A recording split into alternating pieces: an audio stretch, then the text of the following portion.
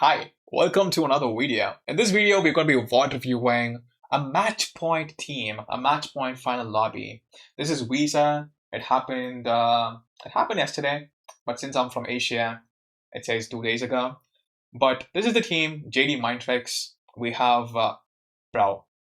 I've told him multiple times, but I love his shot calling. I love the macro calls. The only thing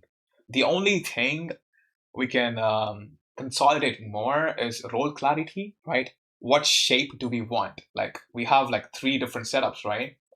We'll go over each one. When are they required, right? This is going to be our space, and this is going to be like the default setup of playing zone. And everybody who's a very good zone IGL understands this intuitively, right? Instead of going 3 men AFK, like there are some spots where you just have to play small. You might have to just play small and go AFK. But there are other spots when we have good space, when our space is good, you can send one guy to patrol around your space, right? And this is going to be incredible for your defense and your offense. We'll talk about that. We'll talk about which situation requires which setup, right? And then we'll talk about comms, the art of communicating with your team, right? And the trade-off. Like this is the most difficult formation to pull off because it's going to require a level of understanding and a level of accountability from every single player. So we'll talk about this. But this team is super good at doing the first one with just one guy patrolling the space, and the third one where we're like, our space is good, but we have an important threat to clear. So let's give it up, clear it out. We'll make an effort to clear it and come back again, right? They're super comfortable doing this. And these are 2 very good signs to see in your team, right? So over here, the very first thing, I'll show you both, okay? So we have really good space in pylon.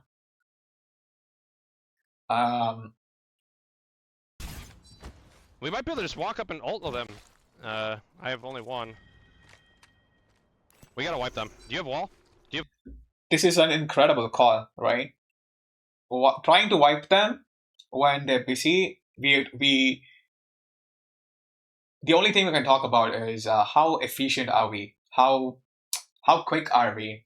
Are we like the quality of calls are pretty S-tier. It really just comes down to executing, right? Pretty efficiently and quickly, right? And we'll be seeing that as a team throughout this game. We need to clear back. We play to clear our back. You have wall, right? Can you wall to the right, like right to my ping? Yeah, go. Walking up. Walk up. We're gonna look to ult them. That's a great wall. Careful. This team gives space.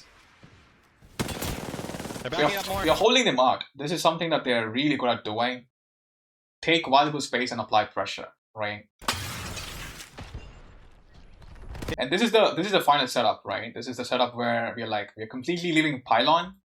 We're 3 men are going away from a valuable spot because there's threats that we need to deal with, right? So he's really confident in calling this, right? Q's back there if you can.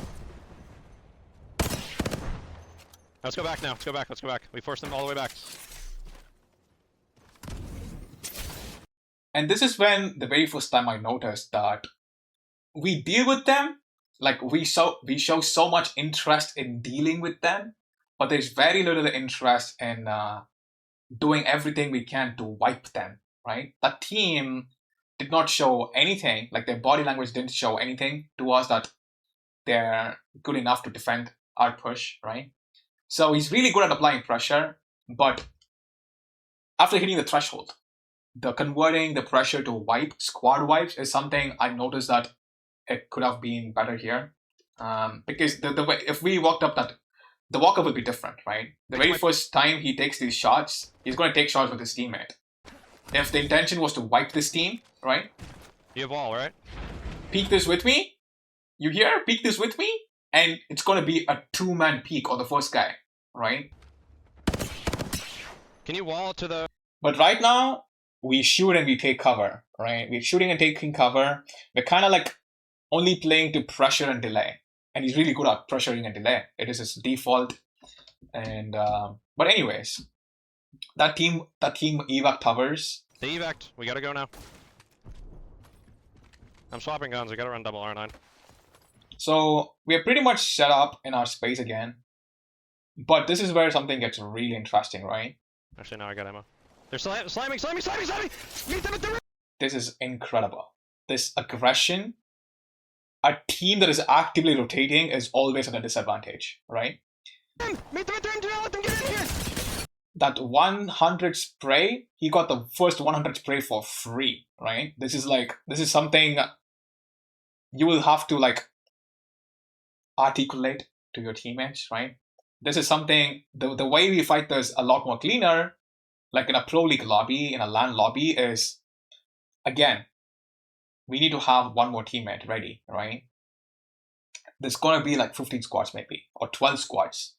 So time is going to be super important because teams are going to be interested in shooting anyone playing on the rooftop, right? Like top pylon can peek us, bottom pylon can peek us. So getting this fight, they win this fight, but it's about, can we do it? Can we wipe it super quick? Can we delete them as soon as they land, right? And Downs one! Dead! I gotta play slow! Knuckle fucking them! so they do end up winning this fight, but I'll show you a difference is we are okay with that team taking evac tower, right? They evac, let's go. If this was Pro League, if this was LAN, if this was Alliance, Falcons, 100 Thieves, whoever your favorite superstars are, on the slide down here, you're gonna keep track on the evac.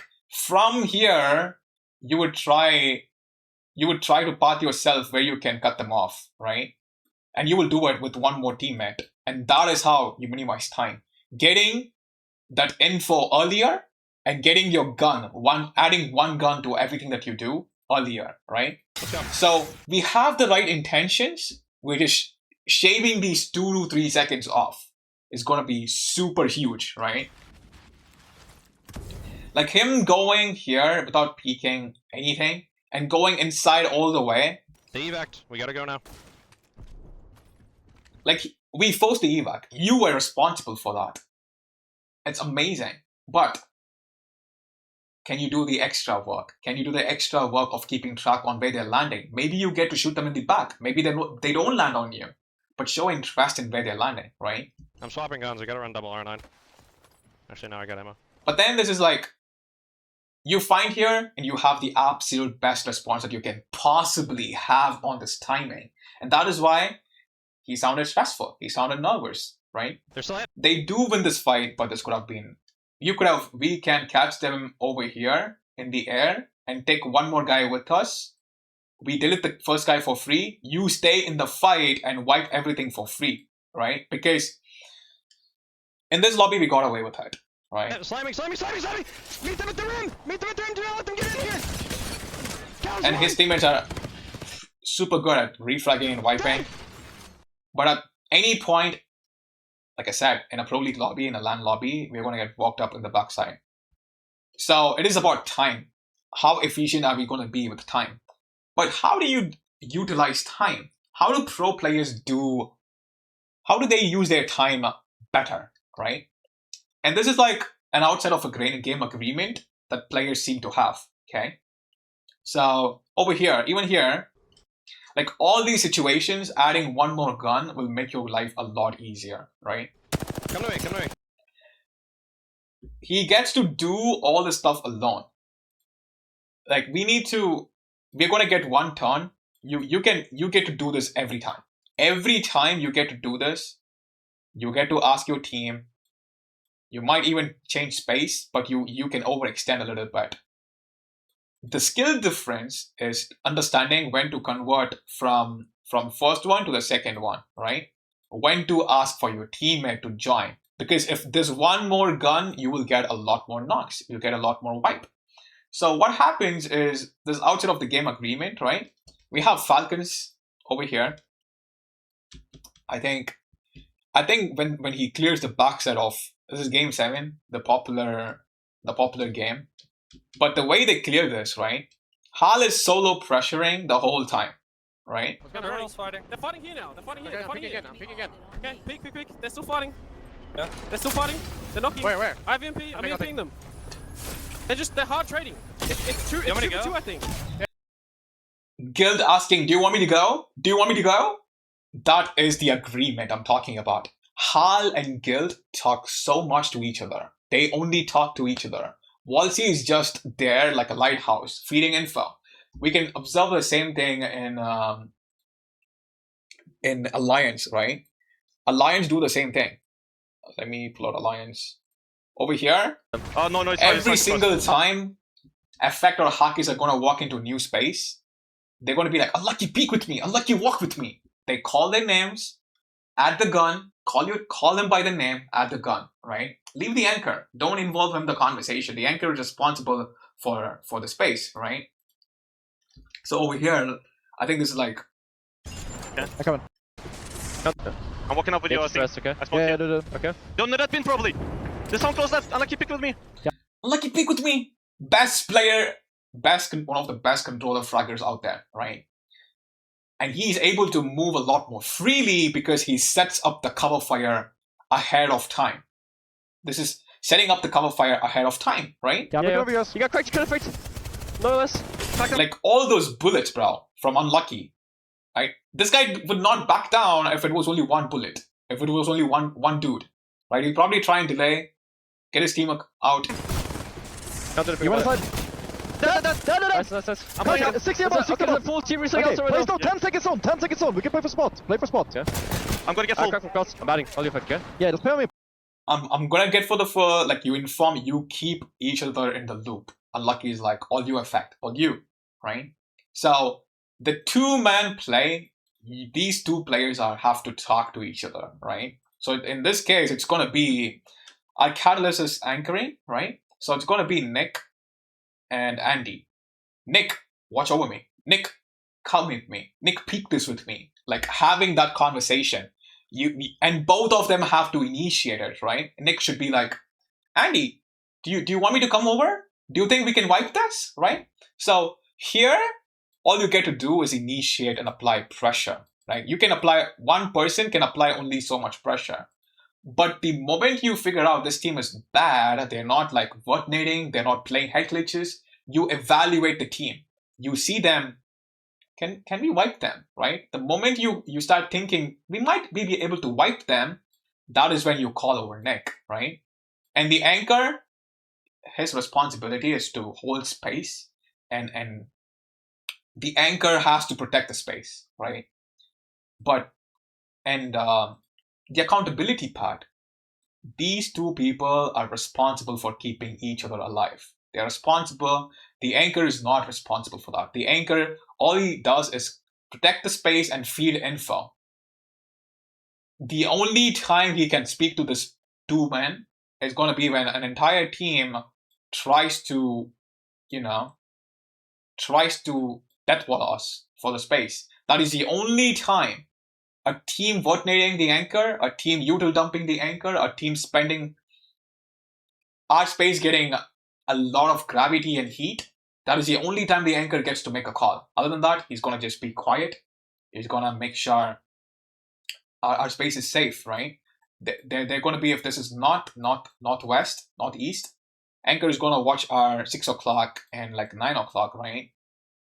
Like they should be able to handle each other as long as they're alive. Now, when you go down, you can ask the anchor to come over for the resetting and stuff. But for now, the setup, just have the running conversation with each other, right? And you'll see the way we convert all these games, all these KP will be a lot more different. Like look at here, okay? So We have a ton of space. Get on pyramid. Get on pyramid. Get on pyramid. Get on pyramid is the call.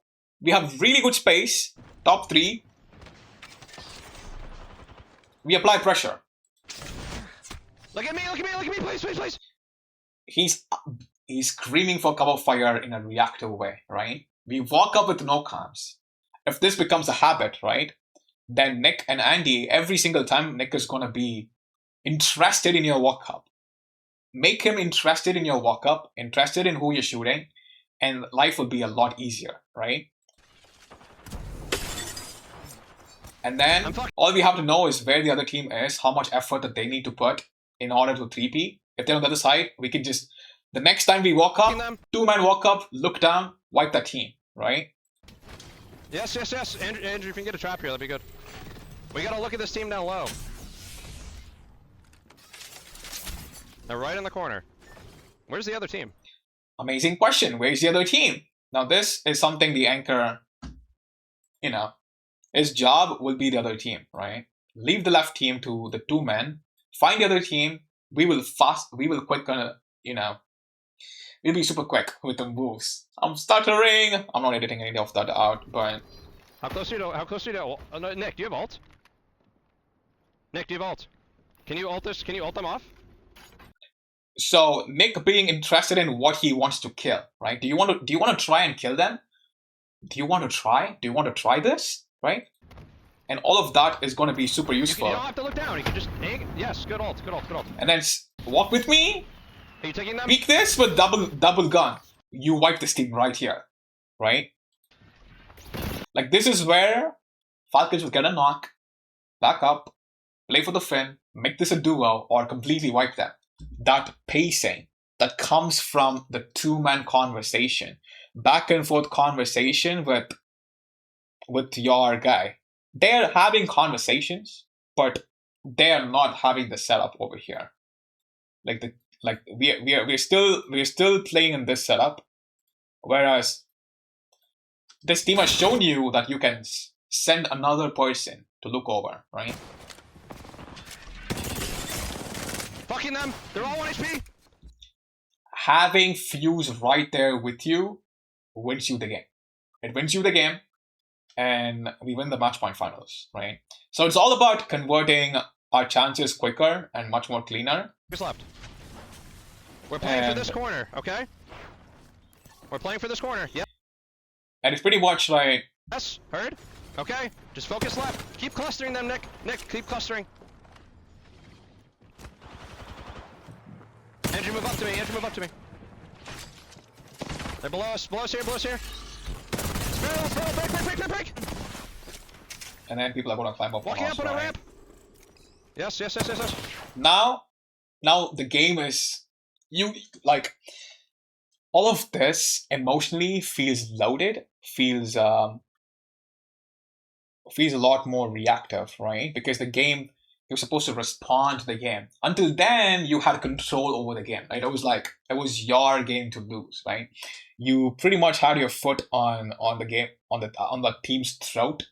But now it's like 2 teams, there are multiple angles to look at. We don't want this, right? So I would love to talk to him over call and ask him, is it because of top 3 you don't want to force a fight? Because there's another concept we have to talk about, coexisting. The concept of letting them coexist and forcing them to rotate. If that is your go-to default, decision, then we have to talk about that. It might be a completely different video, but I would love to know. But that is how I think we can win our games a lot more easier. We can get our conversion, right? Oh, I didn't even show you here. Oh, I did show you. Guild asking. So it's a back and forth interest, right? So to do this, these 2 people have to talk to each other. That's pretty much it. Ask questions. Talk about walk-ups. Talk about peeking options. Talk about spending your util, and we're good to go. I'm pretty sure we should dominate next time. Every single time we should be finishing these games in the 4-6 game 6. Well, thank you for watching. And if you like the video, like, share, and subscribe. Leave a comment, actually. I love talking about Apex. See ya.